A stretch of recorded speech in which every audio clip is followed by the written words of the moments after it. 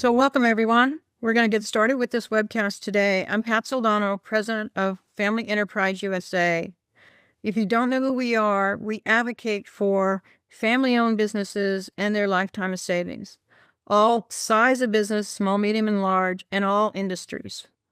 We are your voice in Washington, D.C. at a national level. We work on tax and economic issues that affect families of family businesses. If you'd like to help in our work in Washington, D.C., please go to our website, which is also in the chat, and join our work and become a member. So I'm very pleased with this webcast today because, as I mentioned earlier, we've had a lot of attention and a lot of people sign up for this webcast. Today, we are going to talk about how shifting geopolitics, demographics, and investment strategies are shaping the future of family office talent. You're joining us today for an insightful discussion on the key trends impacting hiring, leadership, transition, and talent retention in 2025. And we're very pleased to have with us two experts in this field who've been in the industry, the family office industry, for a long time. Linda Mack, founder and president of Mack International, has more than 25 years experience spanning family offices, wealth management, human resources, and financial services. Linda has built a reputation as a thought leader in the industry. She frequently speaks at global family office conferences and is absolutely a recognized authority in her field. Linda and I have known each other over 2 decades, and she absolutely is the resource to go to for talent in office industry. Also very pleased to have with us today Brian Adams, who is a partner at Mack International, specializing in C-suite executive search and human capital consulting for family offices and enterprise. Brian is the co-founder and co-chairman of a global network of family office professionals committed to service and generational leadership, and the co-founder of Samaras 22, which connects single-family offices through curated events and experiences. So, again, welcome. Great to have both of you on this webcast today. Thank you for having us. Yeah, thank you, Pat. Delighted to be here. So we're going to conduct this webcast in a question and answer format. I have a list of questions that I'm going to ask both Brian and Linda, and they're going to figure out who's going to answer those questions. And then we also have some questions that people have written in when they registered for this webcast, and we'll attempt to get to some of those as well. So the webcast is based on an article that was written by Linda and Brian on 2025 talent predictions for family offices. So Linda and Brian, in that most recent article, you talk about the change in the leadership of family offices and how there's increased allocations to alternative investment asset classes and renewed discussions around outsourcing. Specifically, you talk about the outsourced chief investment officer model and its rise in popularity. So can you speak to us about that, please? And also, while you're talking about that new role as the chief investment officer, give us kind of the pros and cons of outsourcing versus keeping that role in-house. So I think, and maybe I'll start off and let Brian add his comments as well. But I think that, the many families will choose to outsource and look to the outsourced CIO model because that gives them access to what they would consider to be, top talent and people who have the connections to the top managers and top investment opportunities globally. And yet they can do that by sharing cost with other clients, if you will, rather than having it in-house. The cost of having an in-house investment team, CIO and an investment team, is very, very expensive. Many families do choose to go that route, but it's one that you need to have enough critical mass to make it an economic solution. But let me let Brian jump in here. Yeah, I think what we've seen historically is family offices, if they're multi-generational and have been around for a while, are typically funded from an administrative support perspective. So they handle taxes, accounting, those type of functions, and they don't come from an investment background. In other words, the family had an operating company that was in manufacturing or something other than financial services. And the investment piece, like Linda said, can be extremely expensive and onerous. And so the OCIO model is a great option for many families that don't come from that investing world themselves. I will say, like everything, there's pros and cons, and I'll hand it back off to Linda here in a minute. One of the trends we have been seeing in the space is the OCIO model has been challenging for some groups because they are servicing a wide spectrum of clients. So they have institutional, non-taxable entities, as well as taxable large families, and then even some ultra high net worth individuals. So it can be a very challenging business. We've seen the margins get squeezed fairly well in that space. I think that's why you're seeing quite a bit of M&A take place. But I think the boutique OCIO model still makes a lot of sense for a lot of families. And increasingly, we're seeing families that have some type of internal investment professional working in a hybrid approach with an OCIO function adjacent to the family itself. And maybe, Linda, you can give some commentary on kind of trends and what you're seeing and hearing from our clients. I think one of the things we are seeing in the market is I think the OCIO model makes a lot of sense for people, particularly what we see is when they're initially starting a family office. Rather than at the beginning, building an in-house investment platform, we see a lot of families, they have a major liquidity event, they embark on building a family office, and they say, look, why don't we partner up with some people who are really expert in what they do out there, and let's learn and go that route. Maybe later on, they'll decide to bring some things in-house, but it may not be the whole platform. They'll still use the OCIO. We have a number of families who will look for co-investment opportunities through the OCIO. I think that there certainly are a lot of cost consideration, and it's also the management responsibility and the keeping employees, the retention issues that go along with having an in-house investment platform and so forth. So I do think particularly the stage of the life cycle of the family office has a bearing on that decision tree as well. And I think we do see many more families at the early stages of their family office, particularly outsourcing, using the service of an outsourced CIO, and then may decide later on to bring in portions of the asset classes to manage in-house. So follow up on that, because I think it's a really important point that both of you made about the costs. So what happens, someone sells their business, they have liquidity, they're now going to manage that liquidity, and they're going to create a family office to do that, which sometimes creating their own single family office makes sense and sometimes it doesn't, as we know. But let's assume they create a single family office and, people like to invest. People like to play the stock market, right? So they decide, well, I made widgets. I know how to invest. I'm going to be the investment person. Or I better bring in somebody that knows how to be the investment person. And to your point, unless they grew up in the investment world, they may or may not have that talent, and they may or may not know how to hire that talent. But at what point, and it's extremely expensive and sophisticated talent, at what point or size does it make sense for a single family office to have their own investment team, not just from a net asset point, but from the liquidity standpoint? Because they may have liquid or illiquid assets, part of that nest egg that maybe that CIO manages and maybe doesn't, right? So maybe you could give us some guidance around the size and the scope of the family office. I think that some of it will depend on the scope of types of investments they want to make, because that will indicate complexity, and that has a correlation to cost. But I would say, off the top of my head, I'd say $1 billion. If you don't have $1 billion plus, then we go through an exercise with our clients and say, would you like an if you're going to bring it in-house and build it in-house, would you like an A player, a B player, a C player? And obviously the answer is an A player. Okay.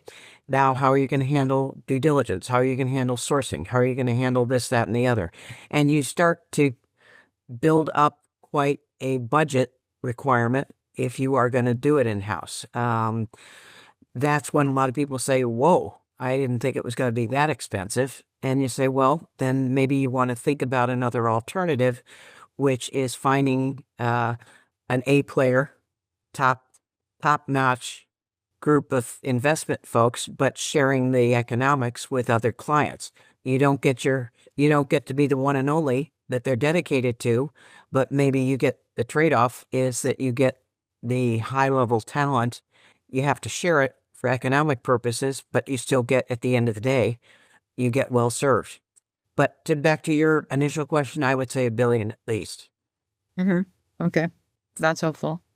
Yep. And you? Well, yeah, I think it's an important point because people don't realize how difficult it is to create that investment services in their office and the expenses you just articulated. And also, then you also need to have someone that's very knowledgeable and experienced and can bring in the right deals, the right investments, and have that network and those contacts also, correct? Absolutely. And that's where a lot of people go off track. They may think they came from an industry and therefore they have the domain expertise and they're going to be able to access top opportunities on the investment front. And it doesn't always work out that way. In fact, I think many people get surprised that, in fact, it doesn't work out that way. I don't know, Brian, if you want to add on that, just the sourcing and the leveraging relationships. Yeah. A dynamic we often see as a first generation wealth creator or liquidity event. Oftentimes, there's this huge urge and need to bring in an investment person to allocate the capital and to invest. We often will caution them to pump the brakes, take a step back and think about structure, governance, and organization before those things happen. You can't really unwind the clock when you start allocating capital. And another dynamic that Linda talks about a lot that really gets underappreciated, and Pat, you alluded to this, keeping the investment team fed with fresh capital is also really important. So if there's no longer an operating company making distributions, and you are going to be investing in illiquid private alternatives, you need to be mindful of the ability to keep the investment team busy. Because oftentimes they will deploy the capital as fast as you give it to them. And that's where the alignment of incentives is really important, to putting together compensation structures and governance structures that make sense for the family and the investment professional. I think to kind of tie it together with what you're seeing in today's marketplace, that's why you're seeing increasingly internal investment teams spin out and start raising third-party capital or bring on third-party partners, or families have an outward-facing investment profile to club up with other families because they've learned that lesson over the last generation or two. Well, since we're talking about outsourcing, let's talk about other services of single-family offices or family offices that are being outsourced. Or maybe you could tell us about some of those. I think in most cases, probably the ones that are outsourced most would be estate planning. People may have internal, the larger the family, the more likely they will have internal people who may be trust administrators, or they may have a private trust company. But still, I'd say the estate planning, it is more typical that families will have attorneys, specialists in estate planning to work with them. And they may have internal people coordinating that effort, but they will use the benefit of somebody external. General counsel is also, and particularly legal in specialized areas, is typically outsourced as opposed to finding it in-house. We're seeing a trend toward more general counsels starting to come into family offices. But there it's really in the context of the first pair of eyes to see something to determine whether they can answer the question internally as a generalist or whether they need to engage outside counsel as specialists, and then they can coordinate and manage that effort. Brian, do you want to add on that? Yeah, I think you're seeing it on both sides of the table in most financial and professional services industries, law, accounting, tax, investments. You're seeing a hyper specialization of subject matter expertise. And to Linda's point, a lot of these families are very focused on advanced estate planning techniques and structure. Given those are often just a one-time project-oriented pursuit, it doesn't make sense to have internal capabilities full-time for things like that. So you often will see them outsourced. Same would go for some of the tax functionalities. Again, if you're instituting, say, the lender structure, that's a pretty heavy lift, and you want to make sure that you've got the right professionals in place. It's not something that you particularly need full-time in-house once it's implemented and your internal team and compliance folks understand it. But I think this all goes back to the initial conversation of what are your priorities, and your budget reflects your values and your priorities, right? So an examination for the family of what they really want to prioritize and value, it could be concierge lifestyle management that could be extremely important to them. Well, then you should have that in-house. You should understand that you're going to pay more than potentially a third-party outsourced solution. Whereas if, that doesn't matter as much to you, then it would make sense to outsource that. And that's this big initial conversation that I think a lot of people miss when they're trying to understand, should they be holistic or should they have more of a a la carte offering when it comes to how their family office is organized? Well, and both of you touched on cost. So I think that's important, of course, when you're setting up a family office or that family office is operating from generation to generation, costs always increase. So let's talk about what some people are doing to help mitigate those costs, and that's the virtual family office. What have you seen around that, and how common do you see a virtual family office? I think we're seeing more of it. And I think that we have seen it more with next generation family members who may not feel the need or the desire to control it all by having all the staff in-house.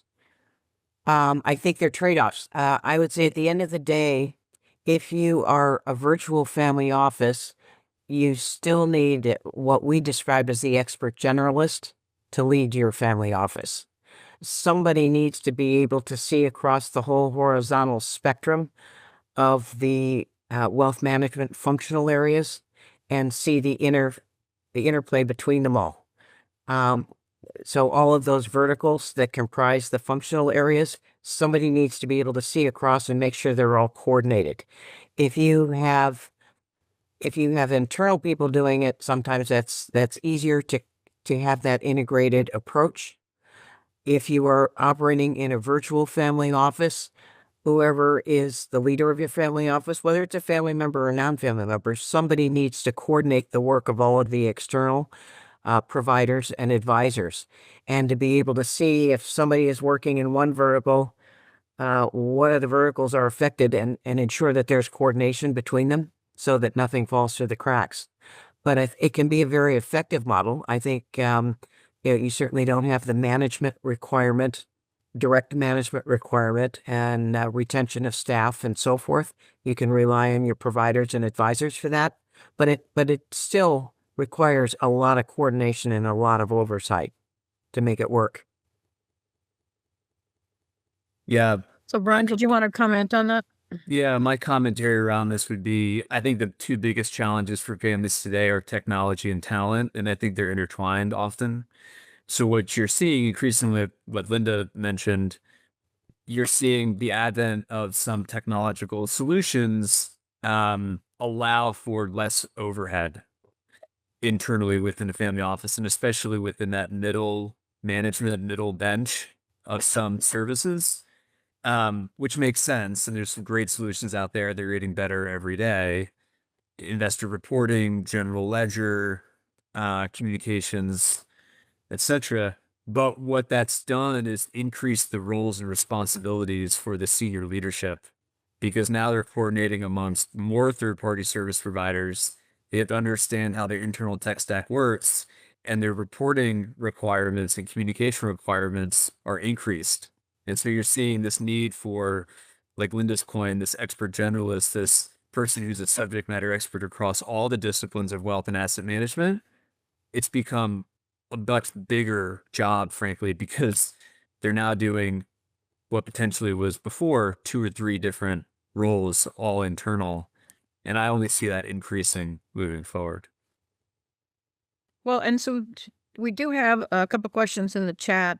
And the first one from Richard, I think, is probably not something you're going to be able to address on this call, but just maybe you could touch on it, which is what type of total comp do you see for the CIO function and other admin services? That's a big question, but maybe you could just make some general comments about that. I think I would say in terms of the total comp, to give a discrete dollar is pretty tough. You can give it broad range. I always say, what's the cost of a CIO? It could be 200,000. It could be 2 million plus. But part of the reason for that broad of an answer is, what is the actual job being done?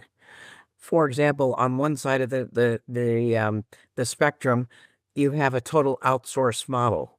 You have somebody who's engaged, a consultant or an outsourced CIO, who is doing all of the research, making all of the recommendations. Maybe has discretion, maybe doesn't, but all of the work is being done externally, and there's oversight happening from the family office. So if that person's carrying a title of CIO, but they're not really performing a lot of the functions, that on the other end of the spectrum, you have the CIO who starts from scratch, investment policy, all the allocation, all of the diligence, all of the sourcing, all of the portfolio construction, and so on and so forth. So there's quite a broad range. So it's not ducking the question. It's just saying that there is a direct correlation between scope, complexity, and the details of what the person is doing that directly correlate to the compensation. There are other factors too today, co-invest and carried interest. If those are part of the equation, how do you're kind of looking at compensation as cash, but then also some other elements if you're getting into co-invest and carried interest type of considerations. Yeah, I think that's a good answer. And it's hard to answer without any of the specifics. But Brian, maybe you could answer this other question in the chat, which is, what things should not be outsourced? I think it goes back to what the priorities, right? I mean, Linda always talks about the 3 legs of the stool, either as a de novo family office or when you're going through a potential large senior leadership transition as an opportunity to revisit. But one is to define who the clients being served are, right? Is it just one principal? Is it the entire family? Is it potentially former business partners that participate in the liquidity event? There's no judgment associated with any of it, but you have to understand what the client cohort looks like and what that population looks like. The second would be what the services being provided are. Is it truly holistic? Are you going to be doing white glove, concierge lifestyle management, estate management, plain pleasure craft, investments, tax, accounting, cyber? Or are you going to pick and choose some things that you think the family office should be providing as a service? And then the third would be, what is insourced versus outsourced? And I think that all goes to this bigger question now that a lot of families are looking at the family office as a standalone business entity. It has its own P&L, it has its own inputs and outputs, and really understanding, how are we going to achieve kind of a net neutral position? Or are there going to be some things that are going to be loss leaders because we really care about them and we're comfortable with that decision? But sitting down and going through that thought process, that will all come, I think, to the conclusion of what should or shouldn't be outsourced. Typically, privacy, control, discretion are the main drivers behind starting the family office. And if those things are still really important to the family, then they should be insourced. If it doesn't fall within that priority list, then I think you should go to market, run an RFP, a proper bake-off, and see what the third-party options are. And I think that should be a continuous process too, frankly. Really high-achieving families will go to market often, um, depending on how important that relationship is and how deep the relationship is. But that would be best practice, is to having a rolling RFP where certain things are taken to market. You understand what fees are, who the other players are, what else has happened in the landscape across there. So it should be a continuous process, in my opinion, frankly. One of the thing that I personally think that any family of substantial wealth should have, this could be a family member or non-family member, but that expert generalist, I'd say, needs to be on the family side of the table. I think you want a totally unconflicted, I'd say you want somebody who's on your payroll. They are beholden only to you. You can outsource everything else under the sun, but you want somebody on your side of the table, totally unconflicted, that serves you and coordinates the work of whoever those providers are that you decide to outsource to. Yeah, I'm a recovering attorney, and I still really think of the world as fiduciary or non-fiduciary. And there are some great service providers in the marketplace that we think exceedingly high of, but they have multiple clients, and they don't wake up in the morning just thinking about you necessarily. As to Linda's point, that first hire, no matter what their background is or what their focus is, having them only thinking about the principal and the family when they wake up in the morning, it's a lot to be said for having somebody like that on your side. So everyone's talking about next generation. So let's get into that, because in your article, you talked about the next generation taking a greater and more visible role in the family office, which will require more education of that generation and could result in more focus on family and family office security concerns or issues. So maybe you could talk about that a little bit.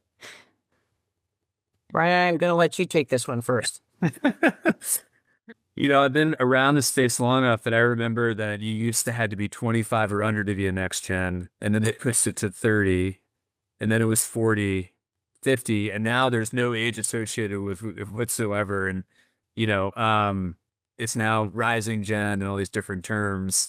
It's a challenge. I think the interesting part is we're now in a world where you have multiple generational cohorts working alongside one another in a lot of these families, right? Where you could have 3 generations working simultaneously together. It's an interesting kind of world to be in. I don't think it's as painful a dynamic as it's made out to be. I mean, families have been figuring this out for a long time. So, I'm a non-lineal next gen, I guess, technically, married into my wife's family and been a part of that community for a long time. I think it's an interesting opportunity, but yeah, I don't know. Linda, you might have better perspective on this, frankly. Oh, I agree with everything you said. I think, kind of turning back, Pat, to your question about security and so forth, I think the more visible people are, the more easily found they are, and that makes them vulnerable. That makes them vulnerable to some of the technology scamming or the banking scamming, potentially, kidnapping, or, those are extremes. But nevertheless, I think before, people were so well hidden and you couldn't find them. And now next gens tend to be much more open. They post on Facebook when they're going on vacation. I always kiddingly say, you locked the front door, but you left all the windows open. So, I think that there are security concerns, if only just people targeting you to send you phony phishing things to get you to try to wire money or whatnot. So I think that the more visible families of wealth become, and the more their next gens are open and visible around these things, the more you become a potential target, and the more you just need to be responsible about protecting yourself and your family. And that's, cybersecurity. It's a variety of things. We know most families have people try to do an audit on them, so to speak, or crack them And then they find where the holes are or where the vulnerabilities are, and then go back and help them plug those holes. But that's an ongoing process because it's these scammers and everything. Now they're mapping your voice. I mean, there's a lot of different things going on that people are getting caught in these things. So I think all of us have to be mindful of that. But the more visible you are and the wealthier you are, the more you're going to be a target for people. Yeah, I think It's interesting. Go I was ahead. just going to say, Brian, we asked this question in Family Enterprise USA's annual survey around, have you been had a cyber experience or attack? And if so, what was it? And it's interesting that until this year, the percent really wasn't that high, and the percent's gone up 3 times this year. So you're absolutely right. Something's happening. Go ahead, Brian. Well, I was going to say, I think Linda mentioned this earlier, but the rise of the internal general counsel that often turns into the chief risk officer this is part of that spectrum of risk that goes across investments, insurance, digital footprint, cyber. It keeps getting heightened.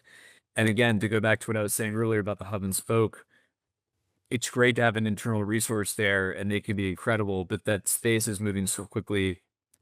Cyber, for instance, in IT, unless you're an embedded family office that can leverage these other resources, that's probably something that makes a lot of sense to investigate as a potential third-party outsourced solution because it's such a technically concise and evolving world that it should be a priority for a lot of families. Well, so we were talking about next gen, and so what comes along with next gen is, and to your point, Brian, we don't really know what that age is anymore, but I think I'm still qualified, but I don't know. I've a lot of gray hair these days. so we'll just call it next gen, which is all ages, I guess. But basically, the next generation of the family office coming up and participating in the family office. We talked about the security concerns. How do you endear and promote those values, those family values from one generation to the next? And maybe you could discuss the wealth transfer along with that value transfer. What are the foundational blocks of a succession strategy? And when and how, this is the question, it should be implemented and communicated. Because we all know implemented isn't always the same as communicated. I would start, and I'll throw it back to Brian in a second, but I think that early and often, kind of like working out, you don't go work out once and expect that you're going to get the benefit of what you would have if you did it every day. I often use, and it may be outdated, but the family dinner used to be the family meeting time at night when you talked about values. You talked about who were the good guys, who were the bad guys, family history, family values. That was an hour a day when you got to share a lot of those things. People are now busy going different directions, but I think it's still looking for ways in which to create the opportunity for telling the stories, for sharing the examples, for imparting those values.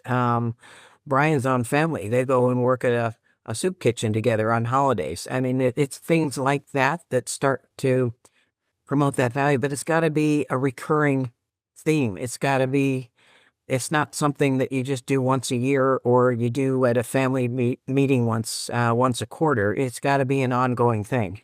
With that, let me turn it to Brian. Yeah, and I don't think there's any secret sauce here. I think it's early.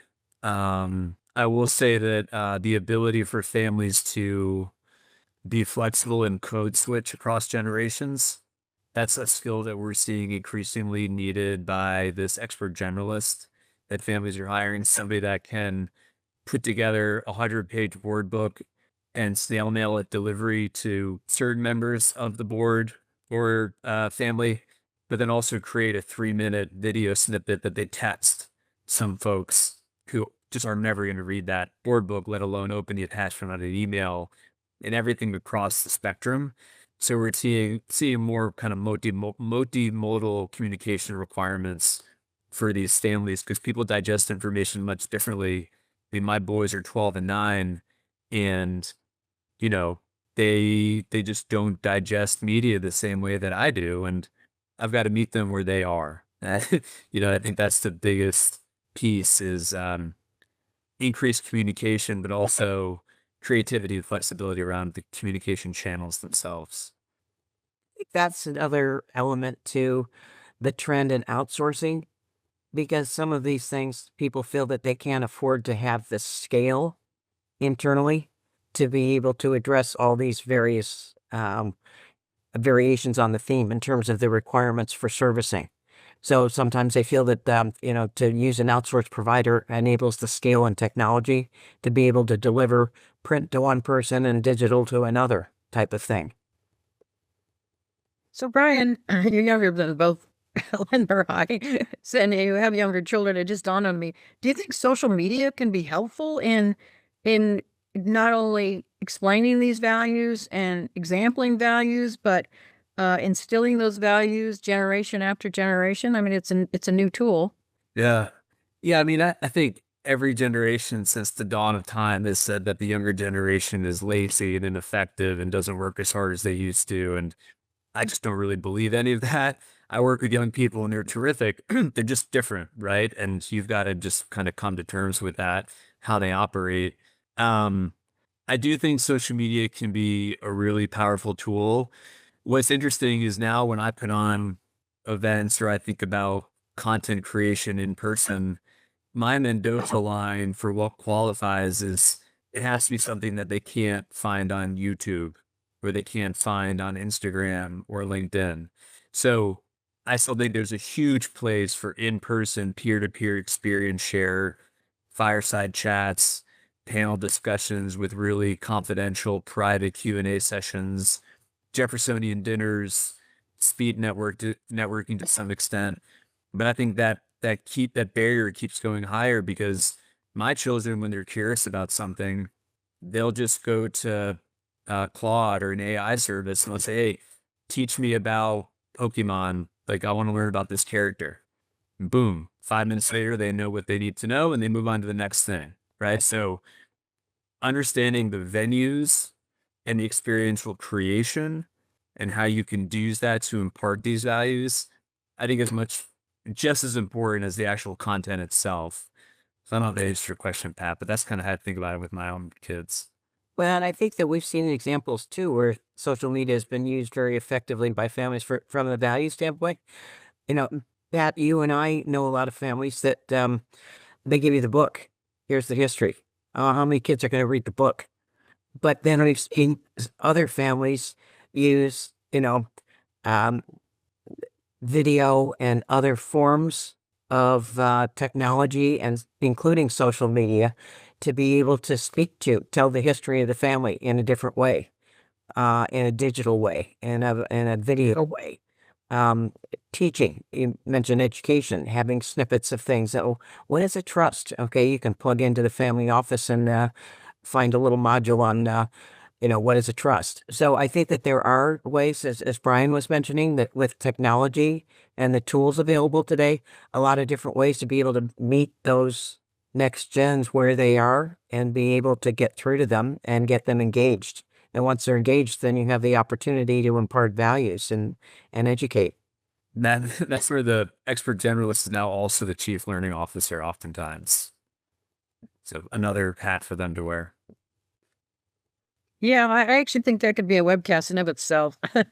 Yeah. Talking about this, because the history of the values are so important, but we have to use the new tools and the new communication, as you both talked about. So I think that's fascinating. I want to ask you now about the experts that you hire in the C-suite family office. What changes do you see happening? And how are those being addressed via compensation or other benefits? What generally do you see happening with, again, the C-suite family office executives? I think the starting point is the family office has become much more professional, much more sophisticated, much more institutionalized. It's a professional services business. I think it really requires leadership that has not only the financial and the investment acumen, but they're business people. They need to look at, on the one side of the equation, they're in a professional services business and are providing services to family clients that need to resonate with those clients so that they'll choose to do business with the family office. Even if they're captive, you don't want an unhappy family client. That breeds a lot of issues ultimately in terms of dynamics within the family. So you need somebody who's really strong there. You need them to be very strategic. They've got to be able to anticipate, how is the family going to evolve? What about that service offering? What are the needs? How are we going to scale it? So they've got to be, very strategic and very proactive and very business oriented.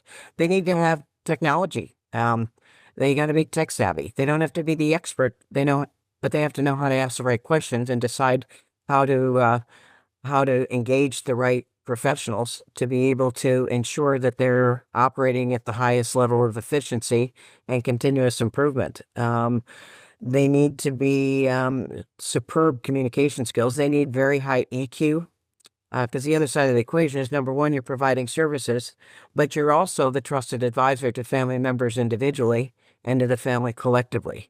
And I'd say increasingly, going back to the more visibility, they need to be very well networked in the market. It's interesting. Family offices used to be so secret and hidden and isolated.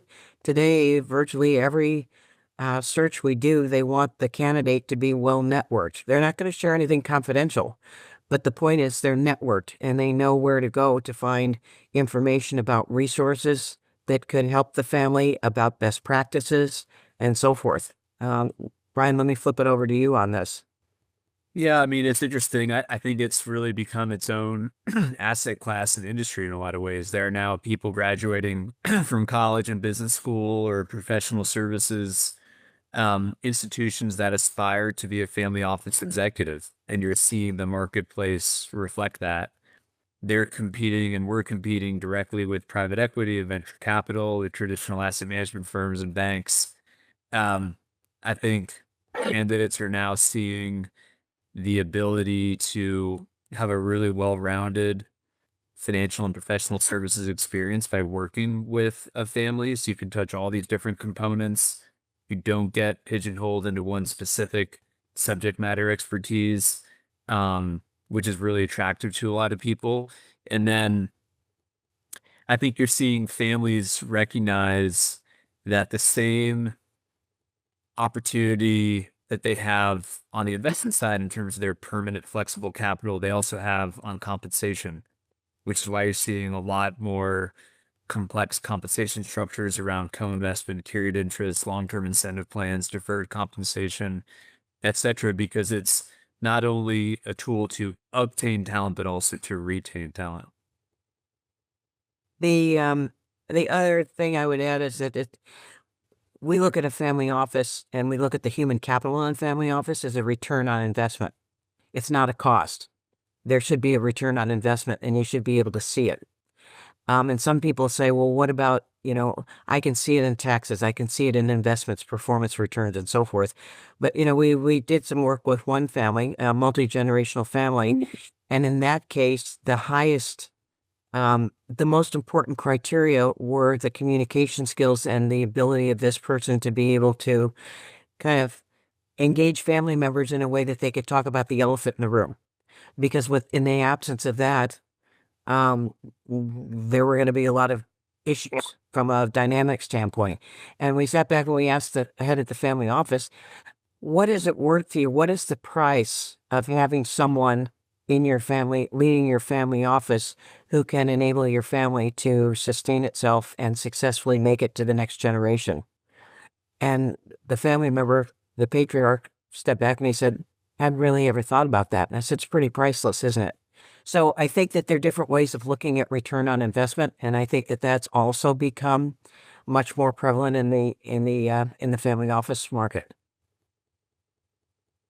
While talking about comp, one of the people that registered for this call asked, how does the family office comp compare to other industries requiring similar skill sets? In terms of experience and so forth, I think you'll find increasing or lots of comparability there. I think there is, because I think that when you look for the skills and experience, you're going to find comparable. Otherwise, if you're not paying market, you're going to get poached. I do think, though, that there's a big distinction in someone who is going into a for-profit kind of an organization where revenue is partially what you're being paid for versus a family office where you're really serving a family and you're being paid in that way. And I don't mean that that's less necessarily. I'm just saying it's different. Mm-hmm. Good point. Brian, you have a comment on that? The dynamic that I see play out in terms of where compensation is going is a lot of families want typically a foundational technical expertise in law and accounting, tax, etc. Maybe investment banking or private equity, hedge fund, etc. And then they want 20 years of family office experience.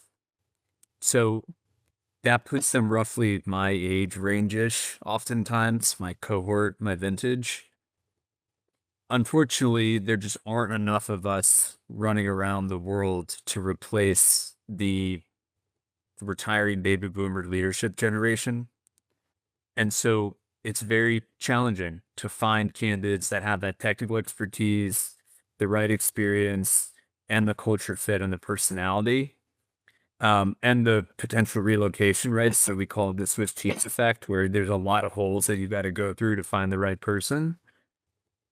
It's competitive, and families that don't pay market, like Linda said, it's hard to retain them these days. Coming back at your question, Pat, I'd say the more professional and institutional the family office, the more comparable the pay is going to be to the to those relevant markets.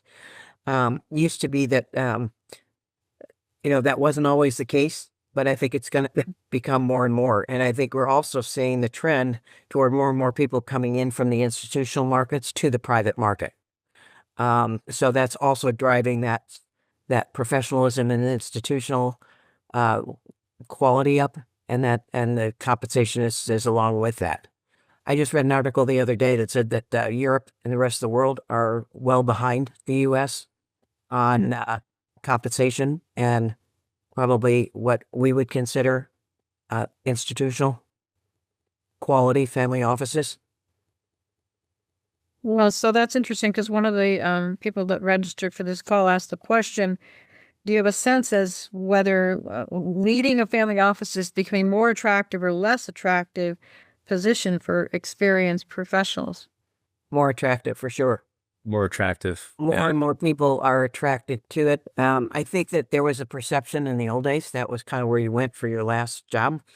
In many cases, and it wasn't as demanding or as exciting or as stimulating as being in Wall Street and so forth. But I think what we're seeing now is because, again, it's the level of professionalism and sophistication and institutional quality of the family offices are right up there. So I think you're seeing people attracted increasingly, and that trend is continuing from the institutional world to the private family office world. Yeah, my dance card is full. I was with people calling me. Then look at all the universities and business schools that are have curriculums now, family office curriculums. So I talk to people every day that, and I don't think it's just because they're seeking donations from families. I think it's because there's real demand in the market by students who, to Brian's earlier point, who want to go into the family office world, and they want a way to be able to get education to give them the background and learning to be able to be better qualified to go into that space. Well, and some of that's probably because now people know there is such a thing as a family office, right? Linda, when you and I started, nobody knew what a family office was. So now everybody knows what a family office was, and too many people think they need a family office that don't need a family office. But it's definitely changed. But Brian, what do you see in terms of the positions that are in highest demand from family offices? Yeah. To my earlier point, we have quite a few mandates where the fact pattern is fairly consistent, multi-generational, large, complex institutional family office that is going through a very well organized, planned, but demographic shift of leadership where somebody's been in this seat 15, 20 years, they're now ready to retire. Can we help them find a successor? That would be the expert generalist, CEO, president, most senior non-family member type role. We have a lot of those mandates and we get a lot of those phone calls these days. And then to some extent, we have the de novo startup first hire as well, which, we certainly have a lot of those, but again, same type of role and responsibility and remit. And then I would say following that would be the CFO, CIO. All the investment roles have been a little bit slower lately. I just think given the market and the run up to the election, a lot of people were on the sidelines in terms of figuring out what they wanted to do on the investment side. But we've seen that come back with more investment roles coming recently. But I do think there was a pause leading up to Q4 post holiday. So I would put them in that rank order. Elena, do you have any? One that we hear in the market that people are tearing their hair about is accounting Yeah. professionals, mid-level accounting professionals. And then the accounting firms are tearing their hair out on that one too. They're just supply and demand. So the mid-level positions support mid-level professional positions, I think are in very high demand. And I think you're also seeing, where once people went to a family office and tended to stay for a very long time, I think with some of the mid-level positions, particularly, people are moving around more than they used to. Yeah, I think what you'll see just forecasting a big need for is kind of that chief of staff, COO person, especially for maybe younger, less professionalized, institutionalized family offices, maybe a first generation wealth creator that is still very much in the game and he or she still wants to create more wealth, but they need somebody to be able to represent them in the room with these other third parties and to buy them time back. Those are roles that I increasingly see more and more need for. Mm-hmm. So I probably get a call a week from someone asking me a family office question. And one of the questions I get asked more than anything is they're looking for a resource or a person to help them with governance and education. And yet I still don't see firms kind of providing a lot of those resources or I'm not sure that there's a lot of talent out there. So maybe you could address that. Do you see that same need, and are people hiring governance and education professionals in-house? And I think probably more so for multifamily offices than single family offices, but generally, what are you seeing around those professionals and that service? I think we definitely see the demand for it. Absolutely the demand for it. I think that tends to be an outsourced function though, still to this day. It's more rare to see someone, unless they're a very large family, have someone internally who is dedicated on a full-time basis to, education and things like that. The chief learning officer, as Brian mentioned, I think it still tends to be a function that people will go out to the market and try to find consultants or other providers to be able to come in and help them. The thing that's difficult there is that, like we were talking before, if it's a one-shot thing, it's like training.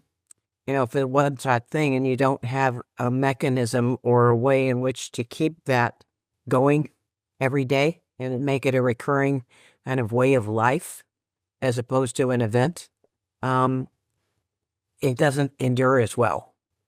But I think it's definitely a high need and very highly demanded. I think it's a question of how to best be able to serve that need in the future, and I think that'll be a challenge. And I don't know, Brian, what your perspective is?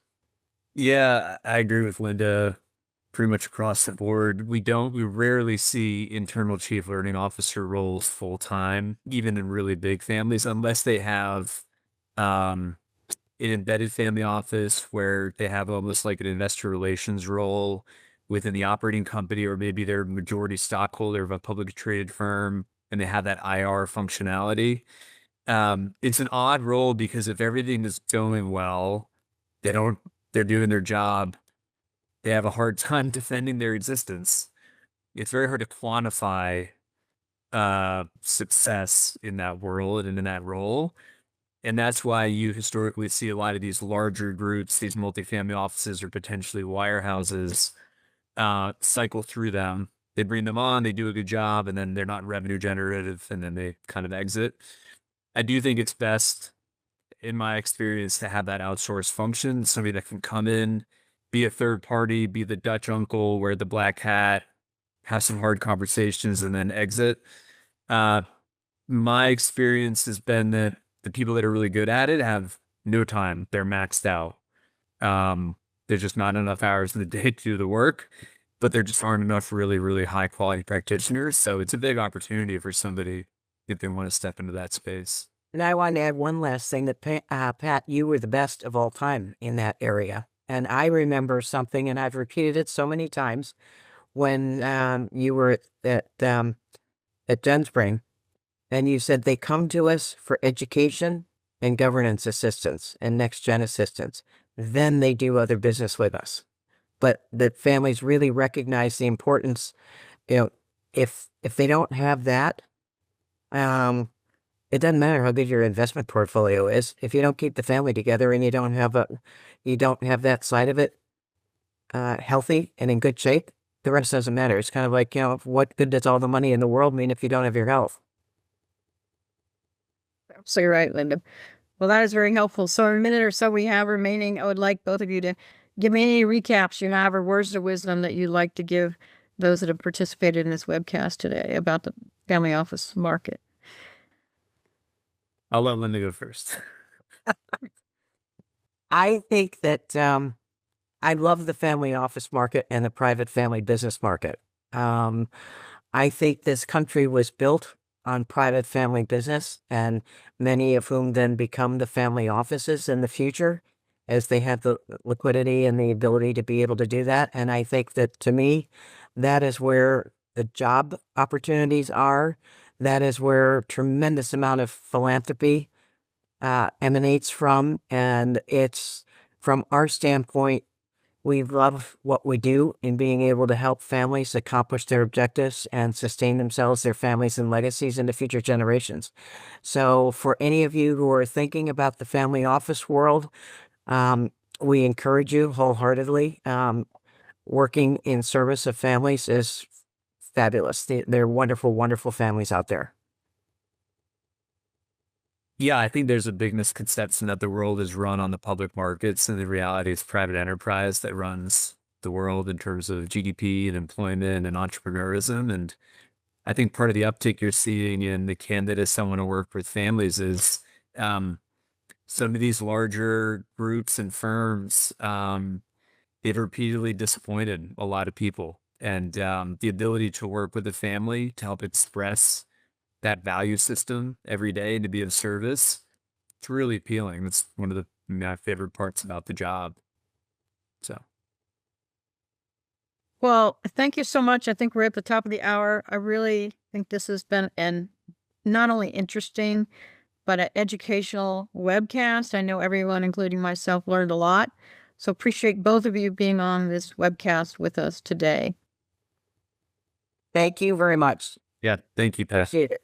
Thank you, Pat. So I want everyone to know on this webcast that is being recorded and it will be sent out.